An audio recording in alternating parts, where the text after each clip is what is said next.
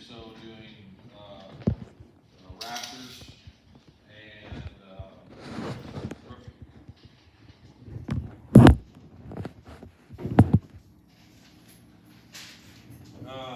So,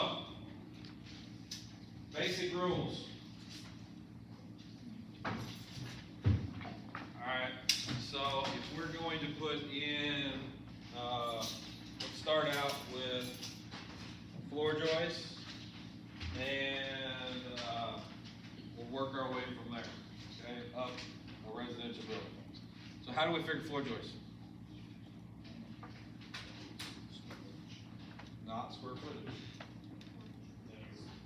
How do you figure floor joists? So if I have,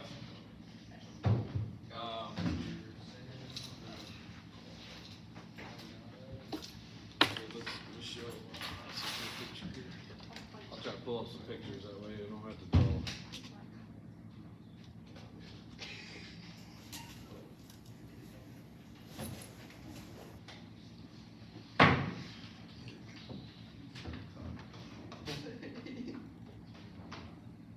So, I have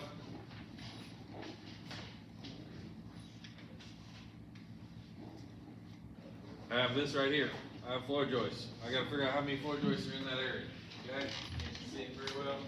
Say here, I got floor joists here. These floor joists. These are floor joists. How do I figure them?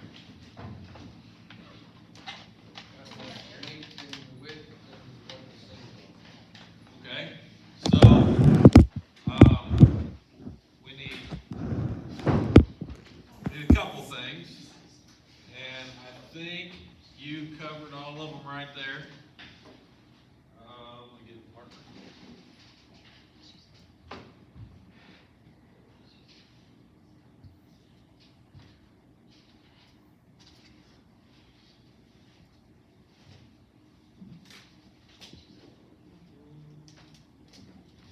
Okay.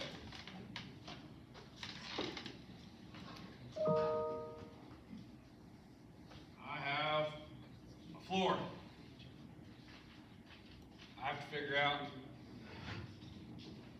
first thing, let's figure TGIs. Let's just start with TGIs. Alright? TGI, you guys, everyone knows what TGIs are, right? You know what TGI is? Okay. So a TGI is that built up floor joist that looks like this. Okay, do I have one in here? I used to have one in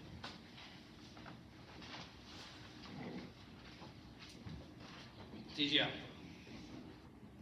Okay, that's the floor joist. This is the new style floor joist. We'll go back and look at 2x10s and 2x12s later. That's kind of the old way that we used to do it, but most of the time we're going to use something like this. Alright, so in this case here, we have a 40-foot long building. We have to figure out how many of these we're going to put in the floor. So, if we're looking at formulas, we would take length divided by spacing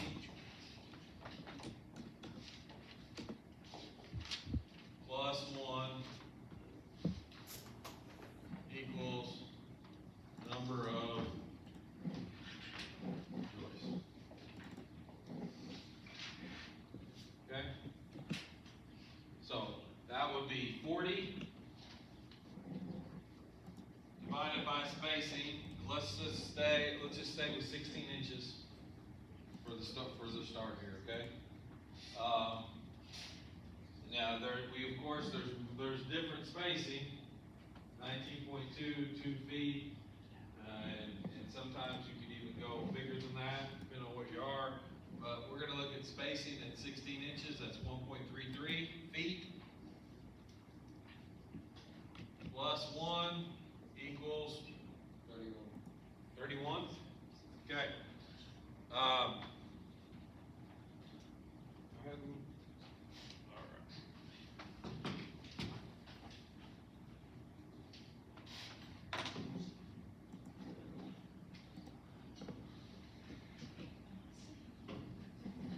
31.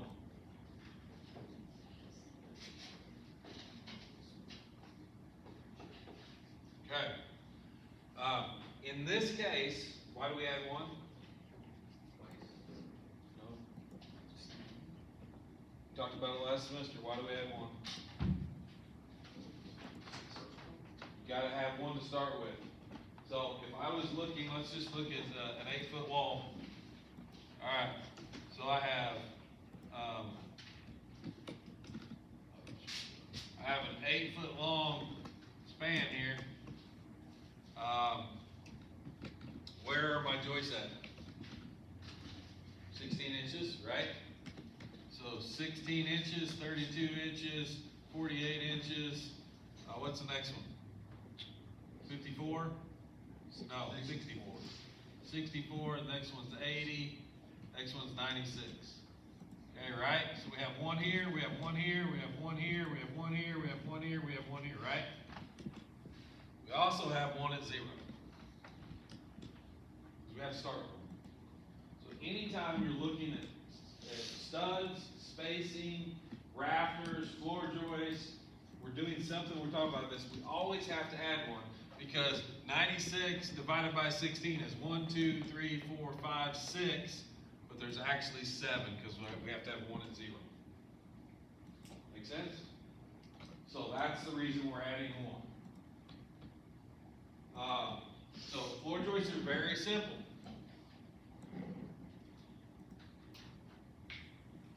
Length divided by spacing plus 1. Now, that gives us this one, all the ones out here, and this one.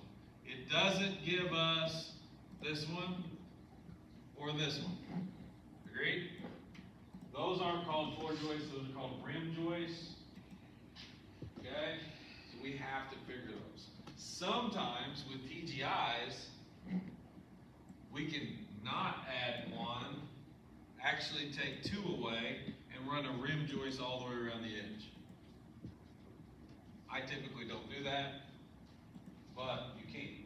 You can run a rim joist all around the edge and then everything in the middle, so you can delete 2. It all depends on what you want to do.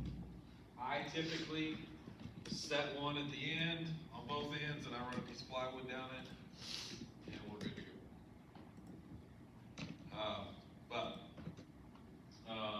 That is floor joist in a nutshell.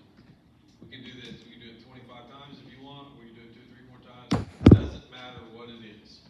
Now, this is TGIs. Let's clarify this. This is TGI floor joist. Okay. If we're doing 2x10s and 2x12s, a lot of times this will change. What happens if I have a 30 by 40?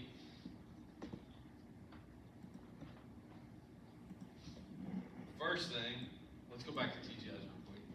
We have 31 30-foot TGIs. They're 30 feet long. They go from here to there. Agreed? All the way across. We can't buy 2x12s 30 feet long. We can't buy 2x10s 30 feet long. Does that make sense? So when we switch from TGIs to something else, we have to switch how we figure it because we can't buy 30-foot 2x12s. So now we know that there's a girder beam that goes down the center of this because we can't span 30 feet without having some type of beam in the middle. So now we're going to times this number by 2 if we're using 2x10s or 2x12s because we have a joist that comes here and then we have a joist that comes here next to it. Okay, and we'll tie those together either screwing or nailing them in the middle. Our layout will be 1.5 inches off, but we know that we just switch when we get to the middle. But every one of those will be 2 if we're doing 2x. So the only difference between TGIs and 2x10s, or let's just call it 2x material because it could be 2x8s, could be 2x10s, 12s, 14s, whatever you end up with, would be 40 divided by spacing plus 1 answer,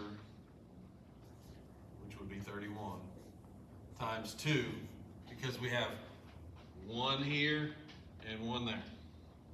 Okay? And then we're going to add, once we get that number, so now we got 62 of them. All right? Then we have to add our rim joist, just like we did on the other side. When we were up here, we got to figure out what kind of rim joist we have. So in this case here, we're going to have 80 feet, 40 foot, and 40 foot of rim. So we're going to have another 80 feet of rim joist. Some people call them band joists, belt joists. So 80 divided by, typically we're going to buy 16 footers. So 80 divided by 16 is 1, 2, 3, 4, 5. So we're going to have 5 more 2x10s equals 5. And that's 2x10s by 16. We're going to have 5 of them. That's for the rim joist. Everybody get where I'm coming? We're on the same page? Got me? Journey, you got it?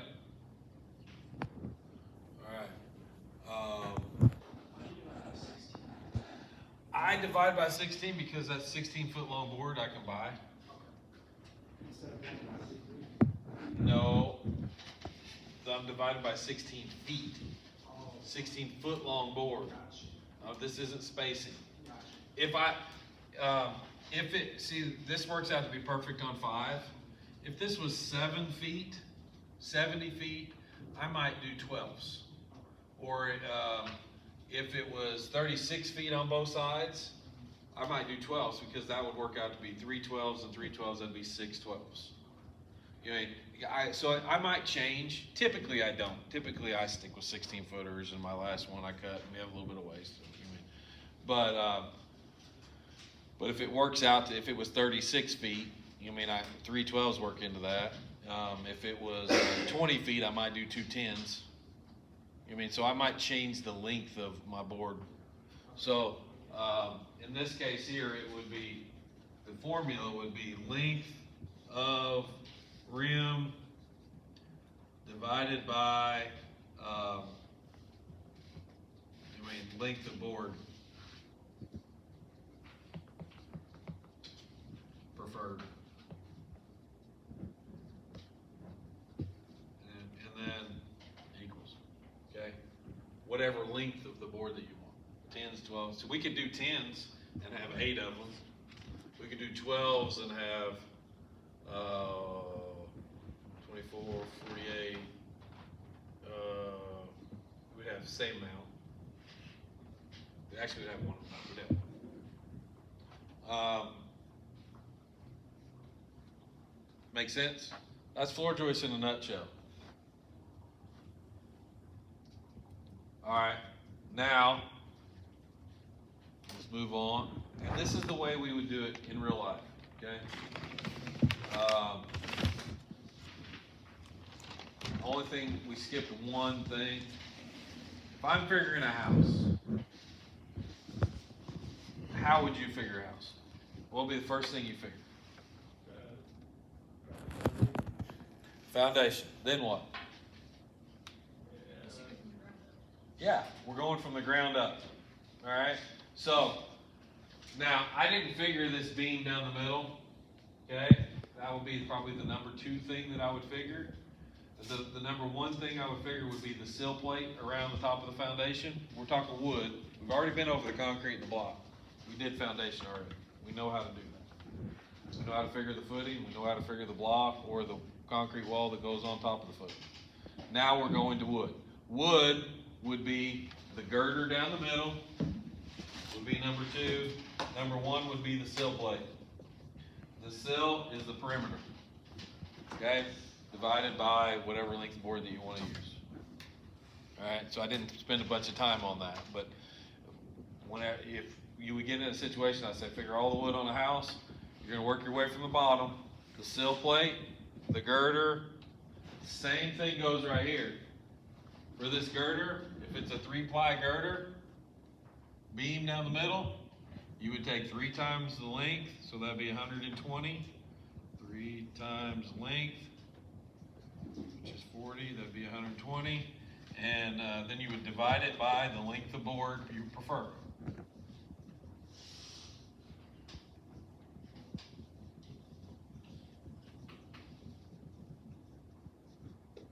And that equals how many boards? So in this case here, since it's 120 foot of boards that we need, take 120.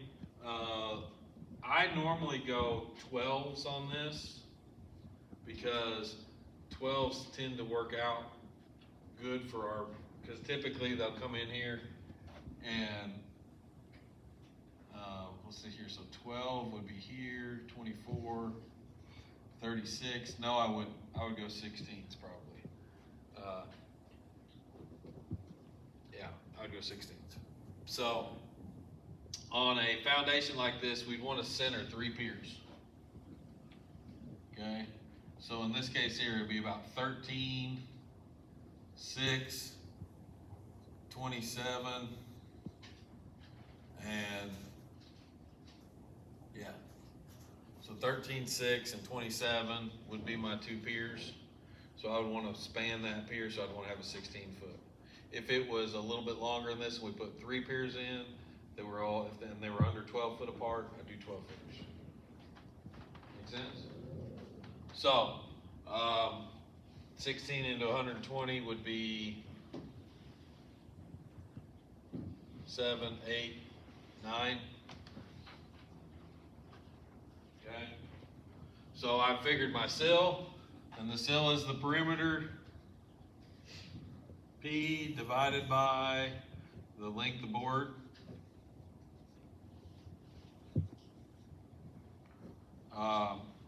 And then we did the girder. All right, now we're actually where we would be. Right? Now we've done the floor joist. Now what do we do after this? What'll be the next thing? Floor sheeting, right? Subfloor.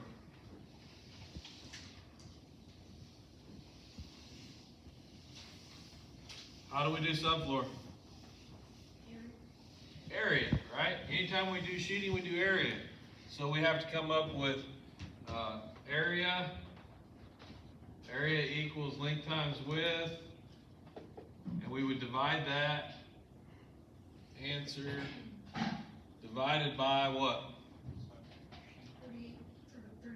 32, right? Size of the sheet.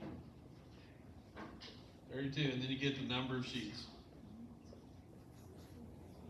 Now, what I am going to tell you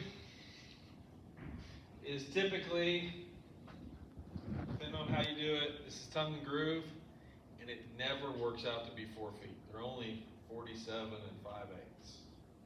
Okay? Because the tongue and groove portion is, it's like 47 and a half. The tongue and groove portion is like a 1/2 inch. So it's a 4x8 sheet, but the tongue takes a 1/2 inch out. So you're going to end up, if you have 4 rows, you're going to end up 2 inches short. If you have 5 rows, you're going to be 2.5 inches short of the end because you're not going to have enough. So typically, I add 1 to 2 sheets on this to make sure I got enough. Because OS tongue and groove flooring doesn't actually cover 32 square feet. Make sense? If it's plywood or not tongue and groove, like when we do these sheds, it's 32 square feet and it works out good. So in this case here, we would do 30 times 40. Times 40 equals 1,200. 1,200 divided by 32 equals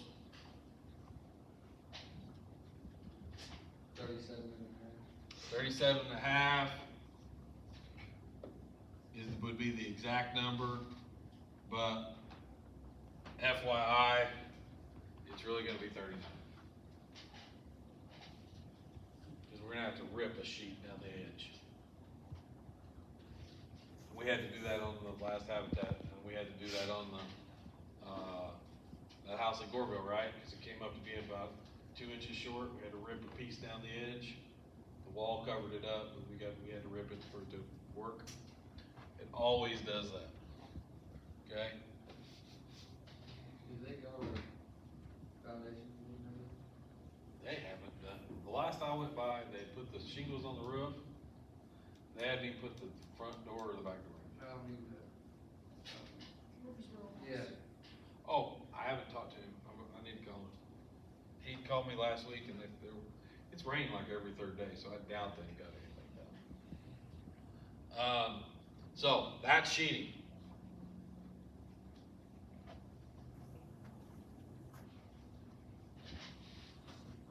Everybody agree? Any questions on that? We should have that. It's the same as form contact area. It's the same as, paint. It's the same as siding. It's the same as wall sheeting. It's the same as roof sheeting. We find the area, divide it by 30. Okay? All right, next. Find the area divided by the what, did you say? 32. Oh. That's 4 times 8. A sheet of OSB or plywood is 4 by 8, so that's how many square foot's on a sheet. 37. All right. Now,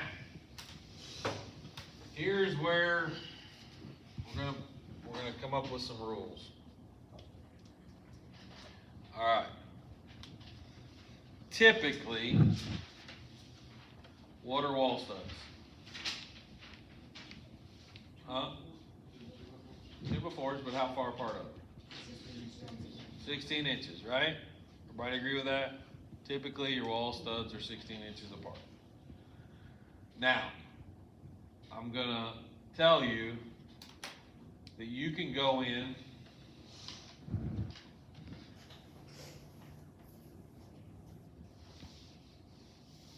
I have a 40-foot wall. Agreed? We already know that there's 31 floor joists in that area, right? We already figured it. It was 30 and we added 1, there's 31 floor joists, and those are on 16-inch centers, right? So that would mean there's 31 studs in this wall, correct? Everybody? These are not 31 studs in this wall? There's no windows, there's no doors, there's 31 studs. Agreed? So, if we took length of wall divided by spacing plus 1 equals number of studs in a solid wall. That's for a solid wall. There's no windows, there's no doors. Do I agree? Now, residentially, there's always windows and doors. Anytime you add windows and doors to it, you actually add studs. Even though it's a window out, you're cutting little cripples, you're adding king studs, it works out to be more studs than just 16 inches on center. Every single time, there will always be more studs. Why? Well, because we have a built-up corner here in the corner, right? So we have 3 studs in the corner. Or we have a California corner, we have 2 in that corner. We have a California corner on the other side, there's 2 in that corner. We have a wall intersection where there's 2 or 3 in that wall intersection, right? We did it this semester. We got more around the door. All right, there's 4. There's a cripple and a king, and a cripple and a king, or a trimmer and a king, whatever you want to call them, that are right next to the door on both sides, right? Well, that door's only 3 feet, so there should only be 3 in that area. We have 4. Even though there's an opening, we actually have more. Make sense? So, the rule is, and I can prove it to you, or you can just believe me, and I'm hoping you just believe me because I don't want to take time to prove it to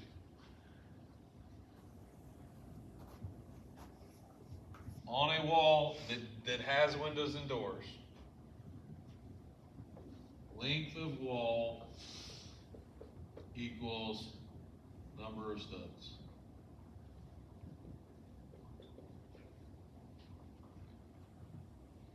$40 studs. 40-foot long wall, 40 studs. Okay?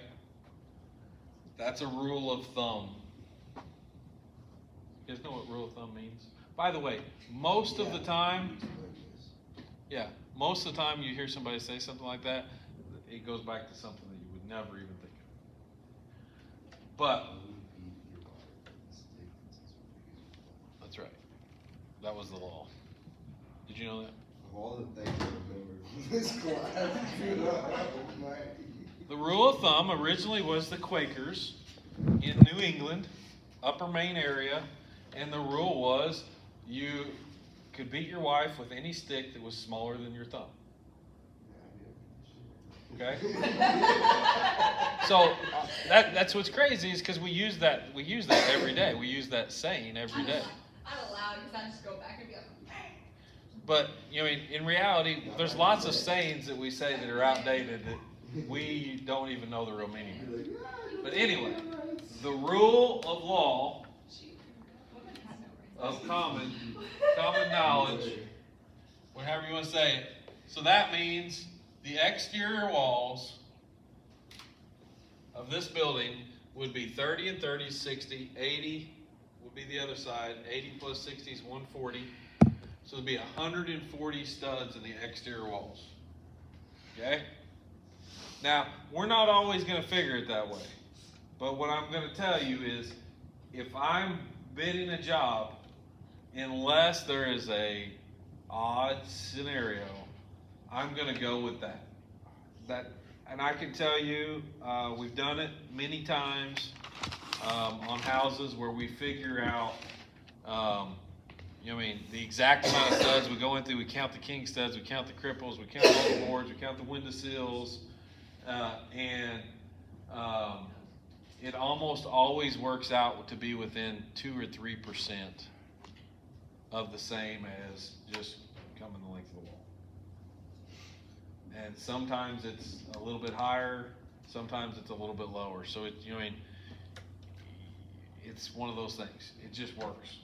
Now, here's something else that's kind of unique. On a normal house, somebody at the door? On a normal house, let's say,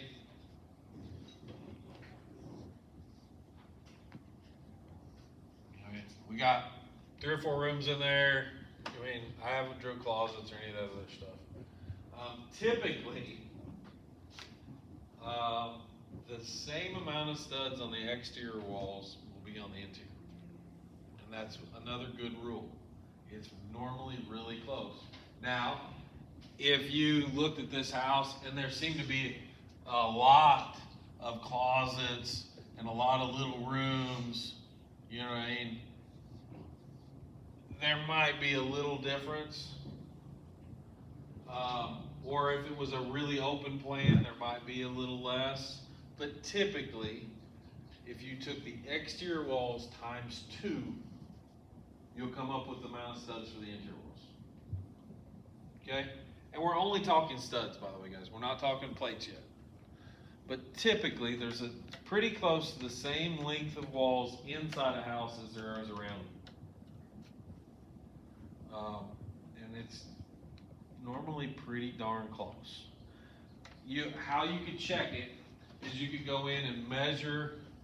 So let's say this is a 14 by 16, and this is a 14 by 16, and this is an 8 by 10, and maybe you got a 6 by 8 over here, and maybe you got a 2 foot and a 6 foot wall. Okay, and let's say we got another 4 foot by 6 foot wall, and then we got a closet that's 2 foot by 14, and this here, let's do 8 by 4 for a. All right, so if we added all these up, 14 plus 14, 14 plus 14, plus 8, plus 14, plus 14, plus 6 plus 8 plus 2 plus 6. We got, anybody add that up real quick? 30, 40, 30. This would be 10. This would be 10. This and this would be 10. This and this would be 10. 28, 28. So that would be 56, right? 56, 66, 76, 86, 96. 96 feet. Okay?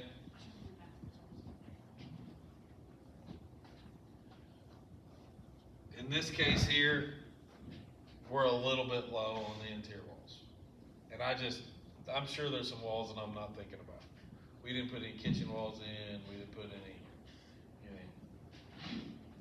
this is just, what if I made this a 3-bedroom and made this 14 by 16, and I put another 14-foot closet on it, and I put a little foyer in here, we would be right there, okay? If I made that a 3-bedroom, we would be at 140 linear foot. Really close. Typically, and that's just me going off the top of my head, I'm sure that there's some other stuff that we didn't figure in. The interior walls match the exterior walls. Okay? So, but the question is, we're just talking about studs. What about plates? We have two parts of the wall, right? Of the wooden part of the wall. We have studs and we have plates. So plates are a little different. We have to figure out the linear foot of the wall, right? Interior and exterior. And then we have to times it by what? Huh? 2. 4? 5? 3. There's 2 bottom plates, or there's 2 top plates and 1 bottom plate, right? So in this case here, for exterior plates, we would have 140 times 3 divided by choice your preferred length. Typically I do 16 feet for plates. If you want to do 12-foot plates or 10-foot plates, whatever you want to do, but I do 16-foot plates. And that's just my length preferred for a board. Okay? And we get 140 times 3 is 420 divided by 16. 420 divided by 16 equals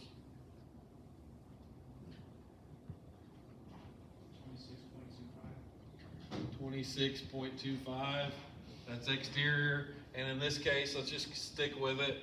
96 feet inside. 96 times 3 is 288. 18. Huh? 18? 218 or 288? There's 18 plates. 18. Okay. So you got 18 plates for the interior walls. Now, I'm going to give you guys a plan here next time we have class, which is probably Monday. And it's a residential plan. What time is it? Okay. It's a residential plan, and you're going to have to figure floor joists, walls, walls including plates, and studs and headers. So we haven't figured headers. All right. So this works, same way. We're going to figure out how many linear foot of wall times 1, interior and exterior. We're actually going to figure the interior walls on this though. You're going to have to go through and figure out how many linear foot of walls there are. We're just not going to go to 2 times the exterior. We're going to actually figure. Then we'll figure out 1 stud per linear foot is how we're going to do our studs, and then we got to figure out the plates. Once we figure, and the exterior plates figure just like the interior plates, 3 times the length, divided by 16, there's where we're at. The next thing we're gonna do is headers.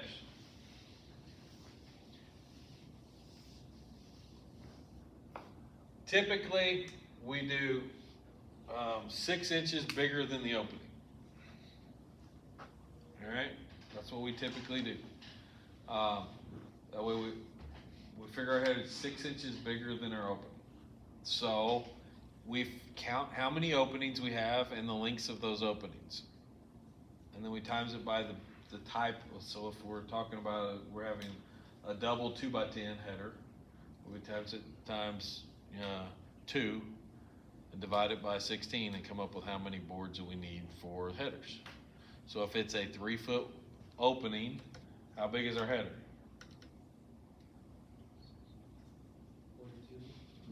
42. In reality, what it really is, 41, right? Because we have 36-inch opening, 2 inches rough opening on top of that, 1 inch on each side, so that make a 38-inch opening, and then we have to add 1.5 inches for both sides. That's 3 inches for our header to bear on. So it's actually 41. So it works out pretty close to just adding 6 inches. Make sense? So we figure 6 inches bigger than the opening, and that gives us our header size. And then we add up the length of the headers and we divide them by whatever's in them. So if I tell you it's a 2x10 with a 2x4 underneath it, or if I just ask you for the we're putting in 2x12 header, and just 1 2x4 or 2 2x4s, or 2 2x10s or 2x12s. I'll tell you what they're made of, and then you figure out all of the openings, how many windows, how many doors, what the lengths of each one of them are. So there's 10 4-foot openings and 3 3-foot openings, and then you add 6 inches to each one of them, and then you go from there. So we're actually not gonna have to, we just, figured as they're all solid walls, then we're not actually taking out the windows and the doors and this and that. We're doing 1 stud per linear foot. That figures enough studs for the windows and the doors and all the other stuff. But we have to come up with the amount of 2x12s we need for headers. Yeah. So we're just gonna go around and count how many openings there are, and then times the length plus 6 inches. Yeah, I got that. Okay. That's how we figure our headers. The next thing, after we got headers, we do, what's the next thing you do? You're building a house, what's the next thing we do?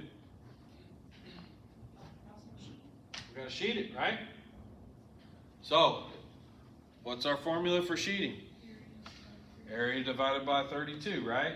So length times width. We don't sheet we only sheet one side of the exterior walls with OSB, right? We don't shoot the inside, so we're just gonna do one-sided. So exterior sheeting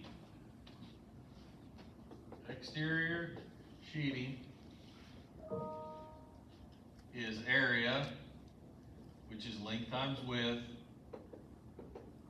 divided by 32. Okay? So, in this case here, we know our perimeter is 140, right? 140 times the height of the wall, in this case it's 8, so 140 times 8. So 140 times 8 divided by 32 equals number of sheets. All right, and that's 35? And in this case, we are figuring the wall as if it's solid. I'm answering your question, I just didn't want to answer it when you asked it. We're figuring like the plywood just goes straight through the windows. We have to, because the waste. If you don't, you're not gonna have enough. Okay? We don't take out the area for the OSB. We do take out the area for the concrete because concrete's expensive per yard, and we could take out multiple yards of concrete if we have a lot of windows. But for sheeting's cheap, and we waste a lot. So now we've done the sheeting on one side of the wall. What's on the other side of the wall? Drywall, right? So if we have drywall on the inside, it's gonna be the same area as the outside, correct? Alright, so for the interior sheeting, for the exterior walls, drywall, gypsum, wall sheeting, whatever you wanna call it. It's the same formula, 140 times 8 divided by, all depends on how you're buying it. Let's use 12-foot sheets, and then it'd be 48. Okay, and it all depends on how you're doing it. But drywall comes in it comes in multiple different sizes. But the two most common sizes are 4x8 and 4x12. All right. So a lot of times you're going to be using 4x12 on the interior. Okay. It also comes in 42 and a half by 8 or 12 and 54 by 8 or by 12. So what would that mean to you guys? Wait, sorry, real quick. So if it's a 4x8, we divide by 32, and then if it's a 4x12, we divide by 48. Yep. Now, here's the difference. They make drywall for 9-foot tall walls and 10-foot tall walls. Okay, so there is 5x8s, special order. You know, I mean, typically we don't ever do it, but they also make it for 9-foot walls, and 9-foot is 108. So it'd be 54-inch pieces. Okay. But as all special order, you're not gonna buy that straight from the place. So most of the time, we're gonna do 48. That's what drywall hangers like. So that's what we go with. All right, and then we get our number of sheets.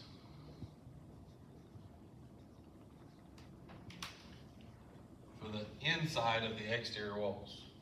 Now, the interior walls are different. They're a different length, right? So interior walls, we're going to take length of wall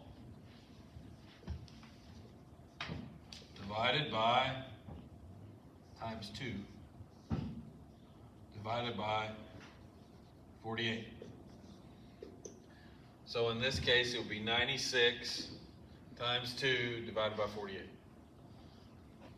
Oh, length of wall times height, area. Length times width, which is area.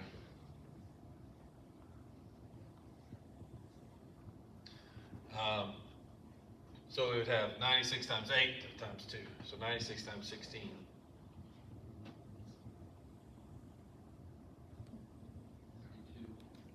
Huh? 32 sheets? So you have 32 sheets of drywall on the interior walls. And that's doing both sides, because the interior walls, you do both sides. Now, what about the ceiling? That'd be the next thing we do. Drywall on the ceiling. Other than we divide by 48 instead of by 32. So it's length times width, 30 times 40 times 12 is 1200. 1200 divided by 48 would get you your ceiling. Why do we figure ceiling and walls differently? Number one, 5/8 on the ceiling, 1/2 inch on the wall. That's number one reason.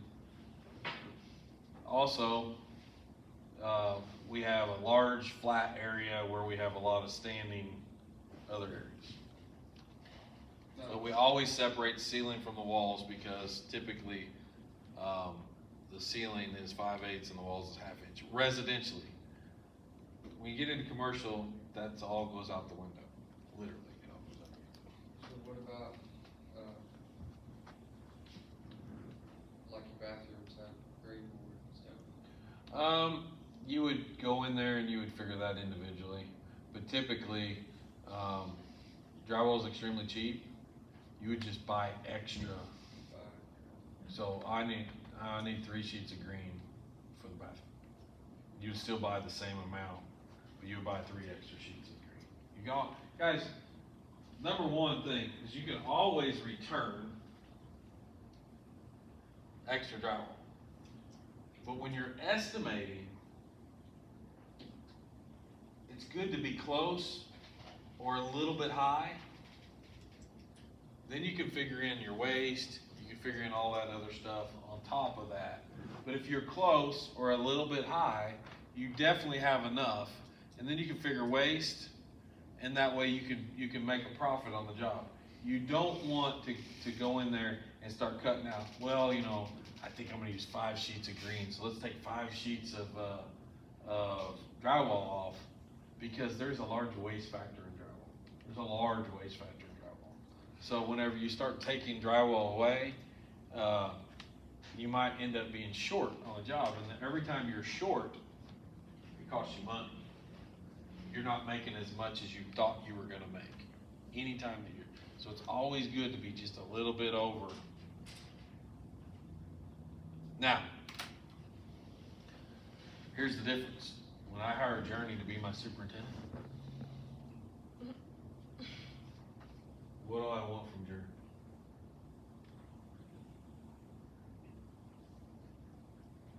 We're building a house. You're my superintendent. What do I want from you?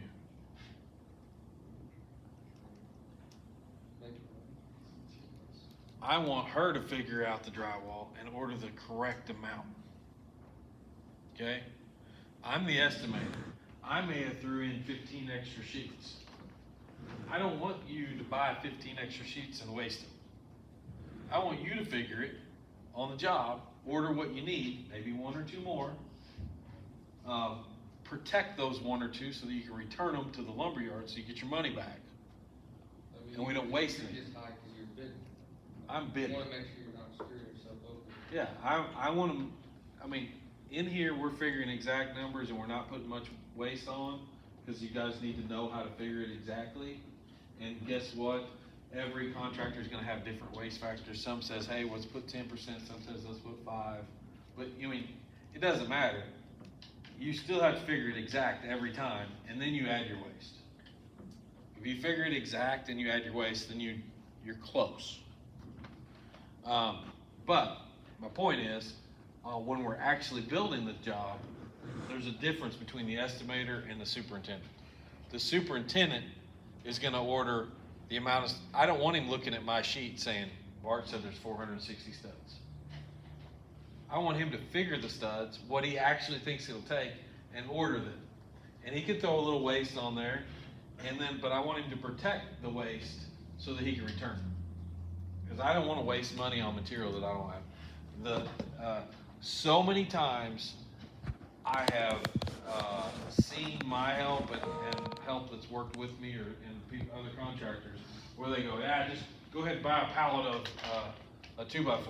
Okay, I only need 100. Just buy a pallet, put them on the job. We're going to use them someplace. And you buy a pallet, there's 100 studs left over, and then where do those studs go? The trash. They go in somebody's truck on the way home at the end of the night. You go, hey, we got all those extra studs over there. Just go cut me some steaks out of that new wood over there. Where if they weren't on the job site, people would be scrounging around finding studs, finding stuff to make steaks out of, or or they would say, we don't need all those steaks. We'll make do with what we got, because there's no boards here for us to make. If there's leftover stuff on the job, it will get wasted. So you should, at the end of the day, or at the end of the week, you should be making a trip to the lumberyard to return. I get done with the floor joists, and I bought, what did we say, there was 62 floor joists, but I went ahead and ordered 70, just in case we made a couple miscuts, and whatever it might be, or I ordered 65. At the end of that day, I'm taking 3 back. Or by the end of the week, I'm taking those 3 back. If I leave them on the job, they're gonna be a concrete form. They're gonna, somebody's gonna, say, hey, let's throw an extra board over there. I just don't think that looks, whatever it might be. So that's important as a superintendent. That you still got to estimate it, but you're gonna make sure that you don't waste anything. Drywall is something that gets wasted a lot because it's hard to move. I mean, I've seen literally guys go in and kick brand new sheets of drywall and bust them in half because they don't wanna carry them anymore. They don't wanna carry them out of the house. You're like, that was $8. Yeah, it's just $8, you know, I don't wanna go get it.